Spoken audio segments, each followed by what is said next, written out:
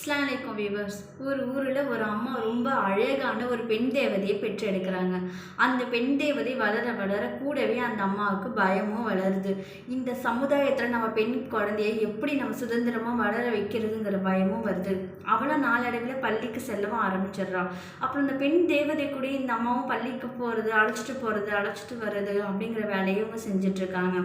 நாளடைவில் இவங்களுக்கு இன்னும் பயம் அதிகமாயிட்டே தான் இருக்குது. நம்ம குழந்தைய எப்படி இன்னும் பாதுகாப்பாக வளர்க்குறதுங்கிற பயம். அதுக்கப்புறமா ஒரு நாள் இந்த அம்மா பாதுகாப்பு ஊர் அப்படின்னு ஒரு ஊருக்கு அந்த குழந்தைய அழைச்சிட்டு போகிறாங்க.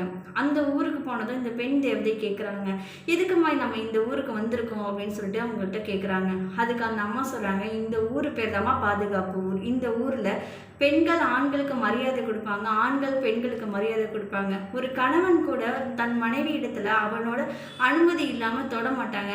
அந்த அளவுக்கு ஒரு பாதுகாப்பான ஊருமா இது அப்படின்னு சொல்லிட்டு அந்த ஊரில் தன் குழந்தைய படிக்க வைக்கிறாங்க. அவளும் கல்லூரி படிப்பு முடித்து ஒரு நல்ல ஆண்மகனை கல்யாணம் பண்ணி அந்த ஊர்லேயே ரொம்ப சந்தோஷமாக வாழ்ந்துட்டுருக்கா. இந்த மாதிரி பாதுகாப்பான ஊர்லாம் நம்மளுக்கு கற்பனையில் மட்டும்தாங்க இருக்கும். ரியாலிட்டியில் அந்த மாதிரி இருக்க மாட்டேங்குது. கர்மா இஸ் பூமரேஜ். கண்டிப்பாக நம்ம செய்கிற பாவத்துக்கெலாம் பனிஷ்மெண்ட் இருக்குது. ஸோ எல்லாரையும் மதித்து நடங்க.